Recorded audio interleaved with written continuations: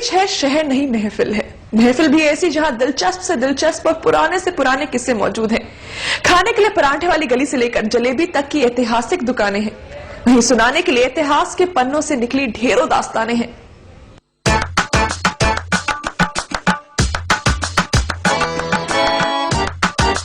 दुनिया गोल है और ये पराठा भी। कहते हैं गोलाई में घूमकर आप वापस उस जगह पहुंच जाते हैं जहां से चले थे। और दिल्ली 6 के लिए ये बिल्कुल वाजिब है। चाइना तक हो आइए, लेकिन चांदनी चौक का जवाब मिले तो कहिए। कौन जाए ज़ौक़ दिल्ली की गलियां छोड़कर। इस एक ख्याल में ही आप पूरी दिल्ली का अक्स देख सकते हैं। जब आप दिल्ली की सड़कों पर किसी 4 लेन रोड या फ्लाईओवर से जा रहे होते हैं तो आपके साथ चलता है गाड़ियों का एक रेला, जहां हर कोई एक दूसरे से आगे निकल जाना चाहता है।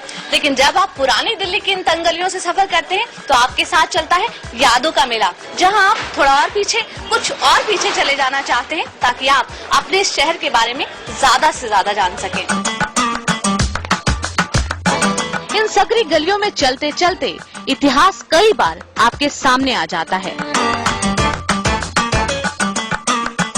दिल्ली 6 खुद में इतिहास के कई किस्से संजोए हुए हैं, जिनको जानने के लिए आपको पुरानी दिल्ली की इन तंग गलियों का रुख करना ही पड़ता है। और इस वक्त हम जहां मौजूद हैं वहां रजिया सुल्ताना की मजार है। और जो बाहर जानकारी लिखी है उसके मुताबिक 14 अक्टूबर 1240 को अपने ही भाई के रचे एक विद्रोह का वो शिकार हुई थी और वीरगति को प्राप्त हुई थी। लेकिन यहाँ पर 2 मजारें हैं, उनकी मजार यहाँ पर बनाई है, 2 हैं।